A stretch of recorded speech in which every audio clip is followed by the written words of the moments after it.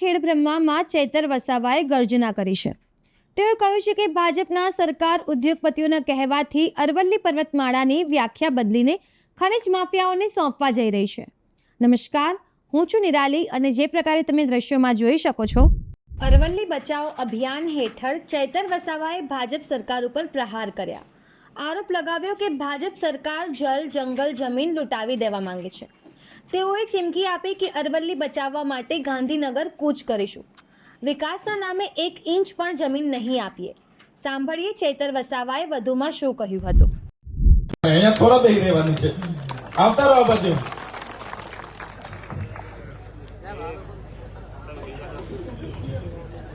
જય આદિવાસી, જય જોહાર। આવું ઢીલું ઢીલું નહીં ચાલે।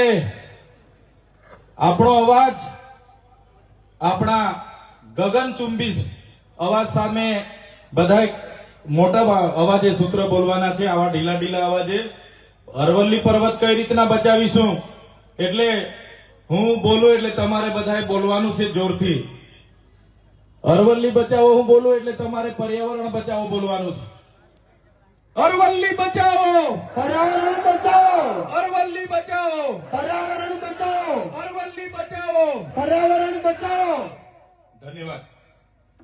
આજના આ કાર્યક્રમમાં મંચસ્થ મારી સાથે ઉપસ્થિત આમ આદમી પાર્ટીના યુવા નેતા અને વિદ્યાર્થીઓના નેતા એવા યુવરાજસિંહ જાડેજા, સાથે આપણા ઝોનના પ્રભારી એવા બિપિનભાઈ ગામિતી, સાથે મારી સાથે ઉપસ્થિત થયેલા નર્મદા જિલ્લાના આમ આદમી પાર્ટીના પ્રમુખ એવા નિરંજનભાઈ વસાવા, સાથે આપણા સાબરકાંઠા જિલ્લાના પ્રમુખ એવા હિતેન્દ્રસિંહ પરમાર, સાથે અરવલ્લી જિલ્લાના આમ આદમી પાર્ટીના પ્રમુખ એવા રાજેન્દ્રસિંહભાઈ, સાથે આપણા ઝોનના સહપ્રભારી તરીકેની જવાબદારી સંભાળતા મારા સાથી મિત્ર એવા જયદીપસિંહભાઈ બાપુ, અને આ તાલુકાના પ્રમુખની જેમના પર જવાબદારી છે એવા પ્રદીપભાઈ, સાથે વિધાનસભાના પ્રભારી અમારા પરમાર સાહેબ, અને મંચસ્થ ઉપસ્થિત તમામ વડીલો, આગેવાનો, યુવાનો અને મારા સાથી મિત્રો, સાથે સાથે આજુબાજુના વિસ્તારમાંથી ગઈકાલે જ તમને જાણ કરી અને તમે અહીંયા હજારોની સંખ્યામાં ઉપસ્થિત થયેલા મારા વડીલો, માતાઓ, યુવાનો અને મારી બહેનો, સૌ માટે એકવાર જોરદાર આપણે તાળીઓ પાડી લઈએ। સાથે સાથે આપણી અરવલ્લી બચાવોની આ લડતને દેશ અને દુનિયા સુધી લઈ જવા માટે પોતાની ટીમ સાથે ઉપસ્થિત થયેલા મીડિયા મિત્રો માટે એકવાર જોરદાર તાળીઓ પાડી લો।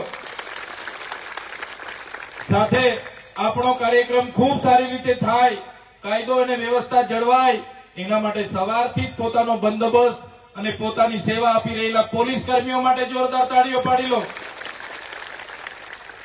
સાથીઓ, આજની સભા તમે અમે જાણીએ છીએ। આજે તમે જોઈ લો, આદિ અનાદિ કાળથી 2-2.5 અબજ વર્ષની આપણી જે અરાવલ્લીની પહાડીઓ છે, એ પહાડીઓને બચાવવા માટે આપણે રોડ પર ઉતરવું પડ્યું છે। આ સરકારને સામેથી એવું દેખાય છે કે આ માત્ર પહાડ છે। સાથીઓ, આ માત્ર પહાડ નથી, આ એક ક્રાંતિકારી ભૂમિ છે। આ એ આપણી આસ્થા છે, આપણું અસ્તિત્વ છે, આપણી પ્રકૃતિ અને સંસ્કૃતિ સાથે જોડાયેલી આ પહાડોની યાદીઓ છે। ત્યારે આ ભાજપની સરકાર એમના ઉદ્યોગપતિ મિત્રોના કહેવાથી, એમના અહીંના ખાણ માફિયાઓના કહેવાથી, એમના નેતાઓના કહેવાથી એમને કેન્દ્રીય સશક્ત સમિતિ અંતર્ગત સુપ્રીમ કોર્ટમાં ગયા અને સુપ્રીમ કોર્ટમાં એમણે ચીફ જસ્ટિસ ગગોઈજીના અધ્યક્ષસ્થાને ખંડપીઠે એવો ચુકાદો આપ્યો 20 નવેમ્બર 2025 ના રોજ કે અરાવલ્લી એને જ માનવામાં આવશે કે જે 100 મીટરથી ઊંચી પર્વતમાળાઓ હશે। ત્યારે સાથીઓ, આ અરાવલ્લી ગુજરાત, રાજસ્થાન, હરિયાણા અને દિલ્હી નું આપણું કુદરતી કવચ છે। એને ખનીજ માફિયાઓને આપવા માટે 100 મીટરની વ્યાખ્યા બનાવવામાં આવી છે અને આ 100 મીટરની વ્યાખ્યામાં એમના ખનીજ માફિયાઓ, એમના ઉદ્યોગપતિઓ આવનારા દિવસોમાં આ વિસ્તારમાં આવે એના માટે આ સરકારે રેડ કાર્પેટ નાખી આપ્યા છે, રેડ કાર્પેટ પાથરી આપ્યા છે કે આવો તમે આ પહાડીઓને ડ્રિલિંગ કરો, ખનન કરો, આ નદીઓનું આ જળ જંગલ જમીન તમે લઈ જાઓ, તમે લૂંટો. એના માટે સરકાર એમના ઉદ્યોગપતિઓને અહીંયા બોલાવવા માંગે છે. ત્યારે આ સરકારને અમે કહેવા માંગીએ છીએ, આ પહાડો એ તમારી સરકારે બનાવેલા પહાડો નથી. આ પહાડો હજારો વર્ષથી અહીંયા અડીખમ ઉભા પહાડો છે. આ જંગલો તમારા જંગલ ખાતાએ સાચવેલા જંગલો નથી. આદિ અનાદિ કાળથી અમારા પૂર્વજોએ સાચવેલા આ જંગલો છે. એ જંગલો અમે ક્યારે લૂંટવા નથી દેવાના. તમે જોઈ લો, વ્યાખ્યા એવી કરી કે 100 મીટર ઊંચો પર્વત હશે એને જ અરાવલ્લી માનવામાં આવશે. 500 મીટરના અંતરમાં જે પહાડીઓ છે એ પહાડીઓને પણ અરાવલ્લીમાં સમાવેશ કરવામાં નહીં આવે અને એમને જંગલના નિયમોમાં લાગુ નહીં પડે, એમને સંરક્ષણ નહીં મળે.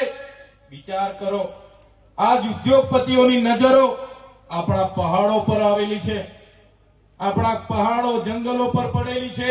ત્યારે સાથીઓ, આ પહાડોમાં માઇનિંગ થશે તો પર્યાવરણનો નાશ થશે, પ્રકૃતિનો નાશ થશે, પાણીનો નાશ થશે અને જે પણ હજારો જીવજંતુઓની પ્રજાતિઓ છે, પ્રાણીઓની પ્રજાતિ છે, વન્ય પ્રાણીઓની પ્રજાતિ છે, માનવ જાતિ માટે આવનારા દિવસોમાં અરવલ્લીની જે પણ અરવલ્લી પર અતિક્રમણ થવાના છે એ સમગ્ર માનવ જાતિ માટે ખૂબ મોટો આવનારા દિવસોમાં વિનાશકારી સાબિત થવાનો છે. ત્યારે એમને બચાવવા માટે આજે રાજસ્થાનના લોકો આગળ આવ્યા છે. આજે આ મંચ પરથી એમના માટે જોરદાર તાળીઓ પાડી લો. સાથે સાથે આ ક્રાંતિકારી અરવલ્લી અને સાબરકાંઠાની ભૂમિમાંથી એ રાજસ્થાનના, હરિયાણાના અને દિલ્હીના લોકોને અમે કહેવા માંગીએ છીએ કે અમે પણ ગુજરાતના તમામ વર્ગના લોકો અરવલ્લી પહાડોને બચાવવા માટે આવનારા દિવસોમાં ગાંધીનગર ખાતે અમે કૂચ કરવાના છે. ગુજરાત સરકારનું જ્યારે વિધાનસભા બજેટ વિધાનસભાનું સત્ર હશે ત્યારે બજેટ સત્રમાં અરવલ્લીના પહાડોને બચાવવા માટે આખા ગુજરાતમાંથી લાખો લોકો ગાંધીનગર તરફ કૂચ કરવાના છે. સાથે સાથે રાજસ્થાનના લોકોને કહેવા માંગુ છું, આપણી આ ધરોહરને બચાવવા માટે, આપણા પૂર્વજોએ સાચવેલો આપણા ઇતિહાસને બચાવવા માટે, આપણા આસ્થાના પહાડોને બચાવવા માટે જ્યારે રાજસ્થાન અને દિલ્હી અને હરિયાણાના લોકો દિલ્હી માટેનું આહવાન કરશે તો ગુજરાતમાંથી હજારો નહીં પણ લાખો લોકો અમે દિલ્હી પહોંચવા માટે પણ તૈયાર છે. અમે આ સરકારની નીતિ મંજૂર નથી. સરકારે વિકાસના નામે જે વિનાશ કર્યો છે ત્યારે આજે વિકાસના નામે આ પહાડો ઉદ્યોગપતિઓને આપવાની વાત છે. ત્યારે સરકારને કહેવા માંગીએ છીએ કે તમારા વિકાસથી હવે અમને દાજ લાગે છે, અમે દાજીએ છીએ. એટલે તમારો વિકાસ અમારી પ્રકૃતિના વિનાશથી થતો હોય, તમારો વિકાસ અમારા આદિવાસીઓના વિનાશથી થતો હોય, તમારો વિકાસ અમારી નદીઓના વિનાશથી થતો હોય, તમારો વિકાસ અમારા હવા પ્રદૂષણથી થતો હોય, તમારો વિકાસ અમારા વાયુ અને જળ પ્રદૂષણથી થતો હોય તો અમને તમારો વિકાસની જરૂર નથી. અમે એક પણ જમીન આપવાના નથી. અહીંયા નજીક કોટેશ્વર ધામ આવ્યું છે. આ કોટેશ્વરથી સરસ્વતી નદી નીકળે છે. આ અરવલ્લીના પહાડોમાંથી બનાસ જેવી નદીઓ નીકળે છે. અરવલ્લીનો પહાડ, એમાં રહેલા લાખો પ્રજાતિના વૃક્ષો અને આજે આ વાયુને સંતુલન કરે છે, ગ્લોબલ વોર્મિંગને સંતુલન કરે છે. સાથીઓ, આવનારા દિવસોમાં અરવલ્લીના પહાડો નહીં રહેશે તો આપણી નદીઓ પણ સુકાઈ જવાની છે, આપણા કુવાઓ પણ સુકાઈ જવાના છે, આપણા બોર પણ સુકાઈ જવાના છે, આપણને પીવાના પાણી પણ નથી મળવાના. સિંચાઈ જંગલ ખાતાના અધિકારીઓને પણ કહેવા માંગુ છું, તમારો જંગલ ખાતાનો સંરક્ષણનો ધારો અંગ્રેજોએ 1862માં બનાવ્યો હતો. તમારું જંગલ ખાતું 1927માં બનાવ્યું હતું. આદિવાસીઓ તો એ આદિ અનાદિકાળથી આ જંગલોમાં રહી છે ને જંગલ સાચવેલા. ત્યારે તમારું જંગલ ખાતું પણ નહોતું. ત્યારે અમારા વિસ્તારમાં અમારા પૂર્વજો રહેતા હતા, અમારા કબીલાઓ, અમારા સરદારો હતા અને એમણે આ જંગલો સાચવેલા છે. અમારા આદિવાસીઓને હેરાન કરવાનું તમે જરા પણ વિચારશો, અમારા લોકો પર અત્યાચાર કરવાની વાત કરશો તો અમે પણ હકના રહેવાના નથી. અમે જે દિવસે રસ્તા પર ઉતરી જઈશું તે દિવસે તમારું જંગલ ખાતું પણ અહીંયા હોટેલું નહીં મળશે. અમે જે દિવસે રસ્તા પર ઉતરી આવીશું એ દિવસે તમારા જંગલ ખાતા પણ અહીંયા હોદેલા મળવાના નથી.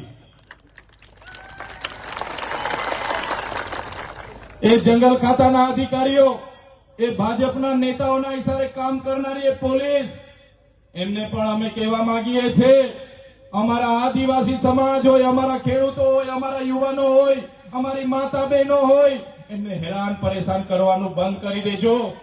અમારા ઘરમાં મૂકેલા અમારા તીરકામઠા, અમારા ધારિયા, પાલિયા અને ભાલા અમે શણગાર માટે નથી મૂક્યા. અમારા ઘરમાં મૂકેલા ભાલા, પાલિયા અને તીરકામઠા અમે શણગાર માટે નથી મૂક્યા.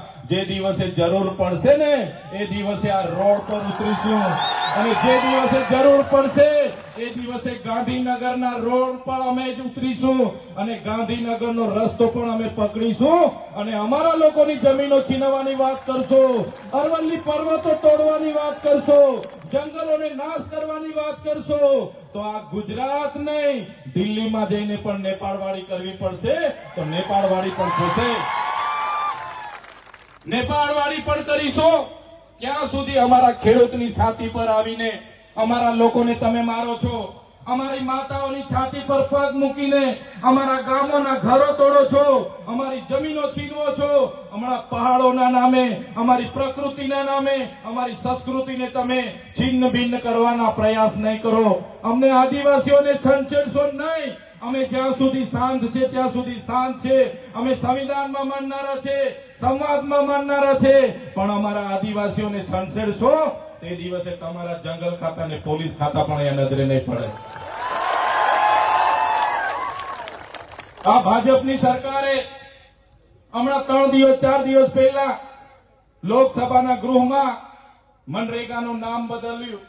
આપણે કીધું મનરેગામાં કૌભાંડ થયા, મનરેગામાં ભ્રષ્ટાચાર થયા, મનરેગામાં કૌભાંડ થયા, મનરેગામાં ભ્રષ્ટાચાર થયા. એમના મંત્રીઓ, એમના તંત્રીઓ, બધા લોકો જેલો, એમના છોકરાઓને જેલો થઈ. ત્યારે આ ભાજપની સરકારે મનરેગાનું નામ બદલીને જી રામજી નામ રાખ્યું. જી રામજી નામ રાખ્યું. આપણા વડીલો બધા કહેતા હતા કે રામજી ભગવાન તો બધાના હૈયે વસે છે. સાચી વાત છે ને? રામજી તો હૈયે વસે છે અમારા બધાના. મનરેગાના નામ બદલવાથી તમારા કૌભાંડો અમે ભૂલી જવાના નથી, તમારા ભ્રષ્ટાચારીઓને અમે છોડવાના નથી. આજે રોજગારીના નામે જે પૈસા આવતા, ગ્રાન્ટ આવતી, એ ગ્રાન્ટો આ લોકોએ કૌભાંડો કરીને એમના ઘરો ભરી દીધા છે. એમના છોકરાઓ વિદેશોમાં ભણે છે અને આપણને આ લોકો જે પ્રકારે રોજગારી આપણી છીનવી લીધી, આપણા બાળકો કુપોષિત છે, શાળાઓમાં શિક્ષકો નથી, બાળકોને શિક્ષણ નથી. ત્યારે આપણે બધાએ જાગી જવું પડશે સાથીઓ. બંધારણની અનુસૂચિ 5, પૈસા એક્ટ 1996 એમાં આપણને પ્રાવધાન છે. એમાં પણ પૈસા એક્ટમાં પણ કહેવામાં આવ્યું છે ન લોકસભા ન વિધાનસભા, સબસે ઊંચી ગ્રામ સભા. ત્યારે ગ્રામ સભાના પાવરનો ઉપયોગ આવનારા દિવસોમાં આપણે કરવા માટે બધાએ સજાગ થઈ જવું પડશે. આપણા લોકો પૈસા એક્ટ નથી જાણતા, આપણા લોકો ગ્રામ સભાનો પાવર નથી જાણતા અને બહારના લોકો આવીને આપણા ગામમાં આવીને આપણા લોકોને દંડાવાળી કરીને જાય છે. ત્યારે હવે એ દંડાવાળી વાળા કરવા વાળા લોકો સામે આપણે ગ્રામ સભાના પાવરનો તમે ઉપયોગ કરો. એ સીએમ હશે કે પીએમ હશે, એનો એસપી હશે કે આઈજી હશે, ડીસીએફ હશે કે ફોરેસ્ટર હશે, બધા સામે ગ્રામ સભાના પાવરનો ઉપયોગ કરો. એમને એમનું અક્કલનું ભાન આપણે અવડાવી દઈશું. ત્યારે સાથીઓ, એક બાજુ આપણા દેશના વડાપ્રધાન મોદીજી દરેક દેશોમાં જાય અને દેશોમાં મોટી મોટી વાત કરે. मैं उस देश से आ रहा हूं जहां सभी लोग एक पेड़ मां के नाम ની વાત કરે છે ને વડાપ્રધાન. એક પેડ રોપીને કરોડો રૂપિયા એના પોસ્ટરો લગાડવામાં આવે છે, અબજો રૂપિયાના પ્રચાર પ્રસાર કરવામાં આવે છે. એક પેડ માં કે નામના નામે આપણને ગુમરાહ કરે છે અને આખાને આખા જંગલો એમના ઉદ્યોગપતિ મિત્રોને આપી દે છે. ત્યારે આ સરકારને આપણે ઓળખી લેવી પડશે, જે સંવિધાન આઝાદીના 78 વર્ષ પછી પણ નથી લાગુ કરી શક્યા. ગુજરાતમાં 30 વર્ષથી એમનું શાસન છે. આપણી જનતાને માત્ર ને માત્ર ભય, ભૂખ અને ભ્રમ અને ભ્રષ્ટાચાર આપ્યો છે. આજે નાનામાં નાનો માણસ સામાન્ય કામ લઈને જાય, એના સાથે પણ અન્યાય થાય છે. એની સાથે કોઈ કામ કરવા માટે કમિશનો આપવા પડે છે. ત્યારે મારા સાથીઓ, મારા યુવાનો, લડતો ખૂબ લાંબી ચાલવાની છે. અરવલ્લી બચાવોની લડત પણ ખૂબ મોટી ચાલવાની છે. જંગલો, જમીનોને બચાવવા માટેની લડત પણ લાંબી ચાલવાની છે. આપણા બાળકોની શિક્ષાની લડત પણ લાંબી ચાલવાની છે. યુવાનોના રોજગારની લડત પણ લાંબી ચાલવાની છે. ત્યારે મારા સાથીઓ, લડવા માટે અમે તમને આહવાન કરીએ છીએ. આમ આદમી પાર્ટીમાં તમે જોઈ લો, તમામ લોકો, આ ક્રાંતિકારી લોકો, આમ આદમી પાર્ટી એટલે ક્રાંતિમાંથી ઉદ્ભવેલી પાર્ટી. ત્યારે આમ આદમી પાર્ટીમાં તમને અમે આહવાન કરીએ છીએ, આવનારા દિવસોમાં કોઈ પણ મોરચે આ ગુજરાતની ભાજપની સરકાર સામે લડવું હશે તો આમ આદમી પાર્ટીના મંચ પર આવીને અમારી ટીમ સાથે સહકાર આપીને આવનારા દિવસોમાં ભારતીય જનતા પાર્ટીને સત્તામાંથી દૂર કરવું પડશે. સાથીઓ, આજે મેં અહીંયા ઉપસ્થિત મારા વડીલો છે, મારી માતાઓ છે, મારા યુવાનો છે, તમામ લોકોને હું કહેવા માટે આવ્યો છું, આ લોકોને આપણે સામાજિક લડતના નામે પહોંચી નથી વળતા. એ લોકો સત્તામાં બેઠા બેઠા આપણા તમાશાઓ જોઈ છે. આપણે લડેંગે, જીતેંગે, જિંદાબાદ, મુર્દાબાદ આવેદન નિવેદન આપીએ, એની આ લોકો મજાકો ઉડાવે છે. ત્યારે હવે આપણે બધાએ નક્કી કરી લેવું પડશે કે રાજનીતિથી કોઈ દૂર નથી ભાગવાનું. રાજનીતિમાં સૌ આવો, રાજનીતિમાં આવો અને જાહેર જીવનમાં આવીને આ લોકોને તાલુકા, જિલ્લા અને આવનારી વિધાનસભામાંથી દૂર કરો એવું આહવાન કરું છું. આ લોકો ક્યારે તમારી રક્ષા માટે, અરવલ્લી બચાવવા માટે કોઈ આપણી સાથે આવીને ઊભું નથી રહેવાનું. એમને તો એ કોન્ટ્રાક્ટરો સાથેની ભાગીદારી છે, ખનન માફિયાઓ સાથે હપ્તા ચાલે છે, એમના વાહનો એમાં મૂકેલા છે. એ ક્યારે તમને અરવલ્લી બચાવવા માટે કે આદિવાસીઓ બચાવવા માટે આવવાના નથી. ત્યારે કોઈ ચિંતા કરવાની જરૂર નથી. આમ આદમી પાર્ટીના ક્રાંતિકારી લોકો તમારી વચ્ચે છે. આવનારા દિવસોમાં ક્યાંય પણ કોઈ માતા બહેન સાથે અન્યાય થશે, મારા ખેડૂતોમાં સાથે અન્યાય થશે કે મારા યુવાન ભાઈઓ સાથે, ચાહે વહીવટી તંત્ર અન્યાય કરે, ચાહે ભાજપના નેતાઓ અન્યાય કરે, આવનારા દિવસોમાં એ લોકોને પણ આપણે છોડવાનો નથી. ઈંટનો જવાબ પથ્થરથી આપણે આપવાનો છે. ત્યારે સાથીઓ, આજે તમે જોયું હશે, પોતાની નિષ્ફળતાઓ છુપાવવા માટે આ ભારતીય જનતા પાર્ટીની સરકારે આખું મંત્રીમંડળ બદલી નાખ્યું. આપણા વિસ્તારના પણ એક મંત્રીને એમાં લીધા છે, પણ આ મંત્રી કઈ તમારા માટે કરવાના નથી. એ મંત્રી તો ચાવીવાળા રમકડા છે, માત્ર ડુગડુગી જેવું ફરવાના છે. એ મંત્રી તમારા કોઈના કામ કરવા માટે તમને મળવાના નથી. એમના આકાઓ દિલ્હીમાં બેઠા છે. થોડી ઘણી સરકાર દિલ્હીથી ચાલે છે, થોડી ઘણી સરકાર અધિકારીઓથી ચાલે છે. અને આ હું તો કહેવા માંગુ છું, આ લોકોએ મંત્રીમંડળ આખું બદલ્યું એમનો વિરોધ પાળવા માટે, એમનો વિરોધ શાંત કરવા માટે. પણ એ સરકાર ભલે મંત્રીમંડળ બદલે, એનાથી આપણને ફેર પડતો નથી. આપણે બધાએ 2027માં આખી સરકાર બદલી કાઢવાની છે. આખી સરકાર બદલી કાઢીશું. ત્યારે આજે તમને શું લાગે છે? આ સરકાર ચાલે છે, કોઈ સરકાર બરકાર ચાલતી નથી. આજે તો દિલ્હીથી બધું ચાલે છે અને સરકારમાં રહેલા મંત્રીઓ એ સર્કસની જેમ ત્યાં પોતાનું પાત્ર નિભાવે છે. કોઈ સરકાર ચાલતી નથી. આપણી સરકાર, આપણી ગ્રામ સભાનો પાવર છે. એટલે આવનારા દિવસોમાં રૂઢિગત ગ્રામ સભાઓ ભરવાનું તમારે બધાએ ચાલુ કરી દેવાનું છે. ત્યારે સાથીઓ, અંબાજીના લોકો માટે અમે બોલીએ. ગયા વર્ષે પોસીના માટે ત્યાંના લોકોની જમીનો છીનવાઈ ગઈ, ઘરો તોડી નાખ્યા, એના માટે લડ્યા. ગુજરાતમાં નર્મદાના કેવડિયા માટે લડવાનું હોય, નર્મદાના વિસ્થાપિતો માટે લડવાનું હોય. મનરેગા યોજનાના ભ્રષ્ટાચારો ઉજાગર કર્યા, નલ સે જલ યોજનાના ભ્રષ્ટાચારો આપણે ઉજાગર કર્યા.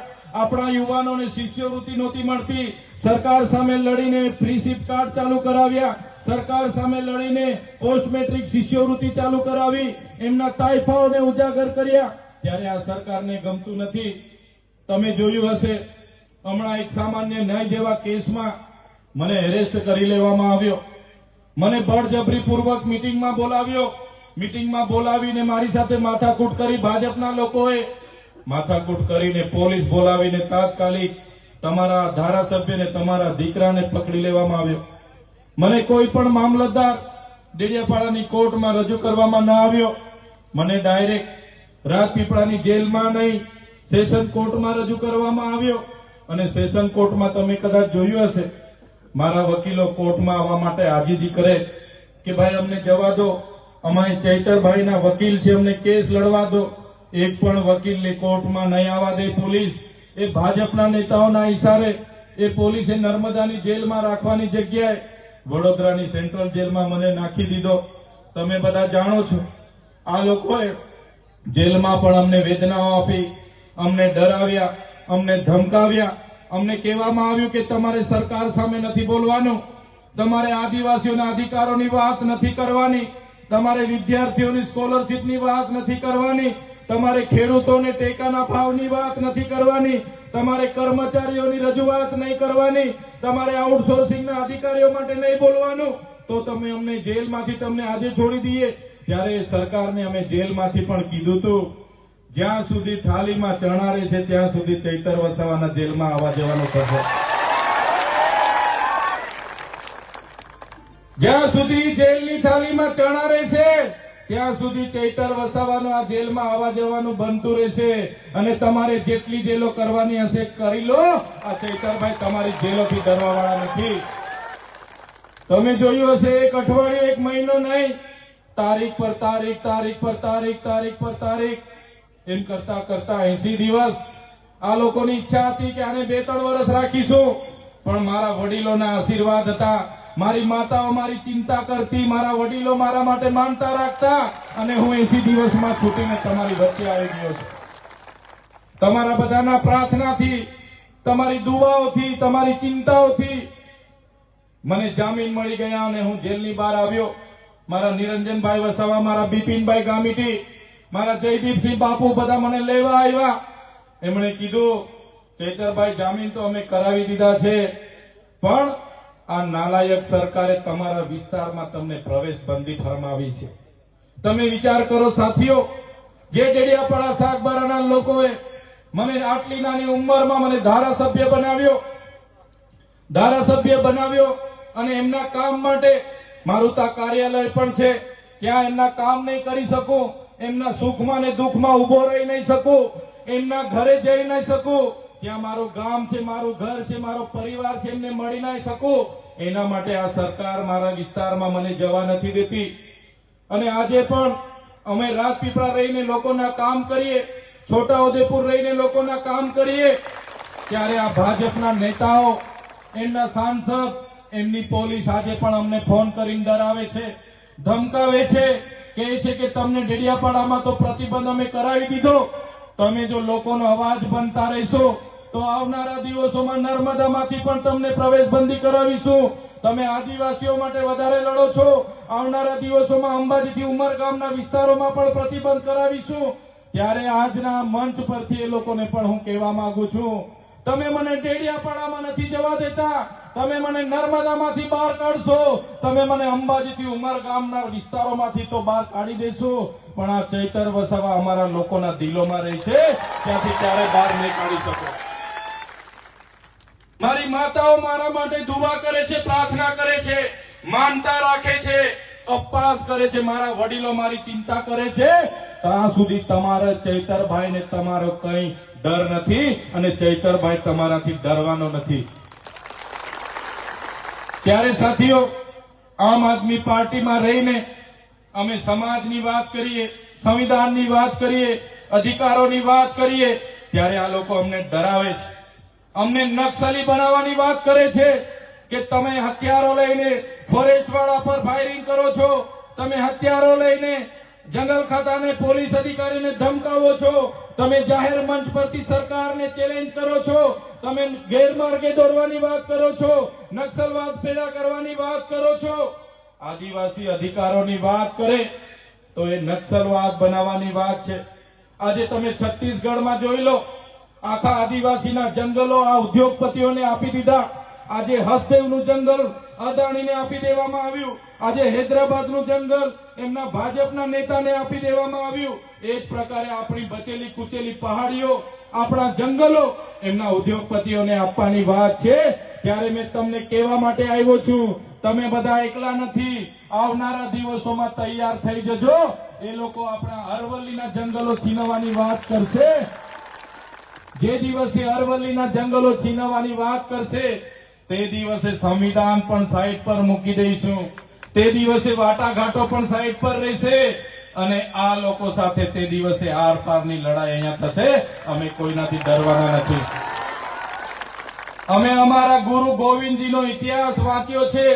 અમે અમારા પૂંજા ભીલનો ઇતિહાસ વાંચ્યો છે. હલ્દી ઘાટીના મહારાણા પ્રતાપનો અમે ઇતિહાસ વાંચ્યો છે. અમારી ઝલકારી બાઈનો ઇતિહાસ અમે વાંચ્યો છે. અમારા રાજા વસૈયાનો ઇતિહાસ અમે વાંચ્યો છે. ડુંગરપુરના ડુંગરા ભીલનો ઇતિહાસ અમે વાંચ્યો છે. અમે બિરસા દાદાનો ઇતિહાસ અમે વાંચ્યો છે. રૂપસિંહ નાયકનો ઇતિહાસ અમે વાંચ્યો છે. ખાજ્યા નાયકનો ઇતિહાસ અમે વાંચ્યો છે. ટાટિયા મામાનો ઇતિહાસ અમે વાંચ્યો છે. અમારા પૂર્વજો ગોરા અંગ્રેજો સામે નથી ઝૂક્યા તો અમે તો તમારા કાળા અંગ્રેજોને અહીંયા ઘૂસવા પણ નહીં દઈએ. આ કાળા અંગ્રેજોની ભાષા, આ ઈસ્ટ ઇન્ડિયા કંપની બનીને લૂંટવા આવેલી આ ભાજપની સરકાર એવું માનતી હશે કે આદિવાસીઓ ભોળા છે, પટાવી ફોસલાવીને પોલીસને મોકલીને એમની જમીનો ખાલી કરાવી દઈશું. ત્યારે આ સરકારને કહેવા માંગીએ છીએ, એક પણ આદિવાસીની જમીન પર તમે આંખ નાખી છે તો આવનારા દિવસોમાં તીરકામઠાને ખાલી આ વિસ્તારમાં ચાલવાના છે. આ વાત કરવા માટે આવ્યો છું. સાથીઓ, લડત લાંબી ચાલવાની છે. ત્યારે આવનારા દિવસોમાં આ લોકોને સત્તામાંથી દૂર કરવા માટે તૈયાર થઈ જાઓ. આમ આદમી પાર્ટી અને ચૈતરભાઈ વસાવા, અરવિંદ કેજરીવાલજી, ઈસુદાન ગઢવી, ગોપાલ ઇટાલિયાજી, પ્રવીણ રામજી અને જે પણ રાજુભાઈ કરપડા આપણા બધા માટે અમે લડીએ છીએ. બિપિનભાઈ ગામેટી હોય, અમારા પરમાર સાહેબ હોય, અમારા રાજેન્દ્રસિંહ હોય, અમારા જયદીપસિંહ બાપુ હોય, અમે હર હંમેશ વિદ્યાર્થીઓ માટે રાતે પણ ઉભા હોઈએ છીએ. ત્યારે મારા યુવાનોને આહવાન કરું છું, આવનારા તાલુકા જિલ્લા માટે કોઈ પણ પાર્ટીનો સંબંધ અને શરમ છોડી દો. કોંગ્રેસનો સંબંધ છોડી દો, ભાજપની શરમ છોડી દો અને આવનારી તાલુકા જિલ્લા માટે લડવા માટે તૈયાર થઈ જાઓ અને લડીને જીતીને બતાવી દો. આમના પરથી સત્તા ખોચી લો. આમનો જીવ પેલા રાજાનો પોપટમાં જીવ હતો, એ પ્રકારનો આમનો જીવ એમની ખુરશીમાં છે. તે દિવસે તમે ખુરશી છીનવી લેશો, આ લોકો ફફડી ફફડીને મરી જવાના છે. એના માટે તૈયાર થઈ જાઓ. નેતૃત્વ પૂરું પાડવા માટે અમે આવ્યા છે. અરવલ્લી બચાવોનું જ્યારે એલાન થશે, આવનારા દિવસોમાં જિલ્લા કક્ષાએ આપણે સૌએ ભેગા થઈને આવેદન પત્ર આપીને સરકારને ગંભીરતા લેવા માટેની સૂચન કરવાનું છે. અને આવનારા બજેટ સત્રમાં અરવલ્લી બચાવોની અંતર્ગત ગાંધીનગર હજારો અને લાખોની સંખ્યામાં તમારે બધાએ પહોંચવાનું છે. એ વાત કરવા માટે અમે તમારી વચ્ચે ઉભા છે. ત્યારે સાથીઓ, આ પ્રકૃતિ છે, આ સંસ્કૃતિ, આ પર્યાવરણ, આપણા પાણી, આપણા જીવજંતુ, આપણી પ્રજાતિને બચાવવા માટે આજે સૌ તમે પોતાનો સમય આપીને અહીંયા ઉપસ્થિત થયા છો. ત્યારે હું તમને ખાતરી આપું છું, હું તમને આશ્વાસન આપું છું, આ જ પ્રકારે તમારો સહકાર, આ જ પ્રકારે તમારા આશીર્વાદ મળશે તો આવનારા દિવસોમાં આ એમના ઉદ્યોગપતિઓને, એમની સરકારને આપણા જંગલ તરફ આપણે ઘૂસવા નહીં દઈએ ને નહીં દઈએ. ત્યારે લાંબી વાત નથી કરતો. ટૂંક સમયમાં જ મારે આ વિસ્તારની મુલાકાત લેવાનો અવસર મને મળ્યો અને તમને જાણ કરી ગત રોજ. અને આજે તમે હજારોની સંખ્યામાં સ્વયંભૂ અમને સમર્થન કરવા માટે અહીંયા ઉપસ્થિત થયા છો. ત્યારે મારા વડીલો, મારી માતા તુલ્ય, મારી માતાઓ, મારી બહેનો, મારા મિત્રો, મારા ભાઈઓ, સૌને હું જોહાર નમન કરું છું. અને આ જ રીતે તમારો સહકાર, તમારા આશીર્વાદ અમને આપતા રહેજો. તે જ મારું તમારો સહકાર, એ જ અમારી હિંમત છે. તમારો સાથ એ જ અમારી તાકાત છે. એટલા માટે જ અમે લડીએ છીએ અને લડતા રહીશું. એ જ વિશ્વાસ સાથે આપ સૌએ અમને સાંભળ્યા, અમારું સ્વાગત કર્યું અને સન્માન કર્યું. એ બધાનો ખૂબ ખૂબ આભાર માની વિનમું છું. ધન્યવાદ. જય આદિવાસી, જય જોહાર, જય ભીલ પ્રદેશ.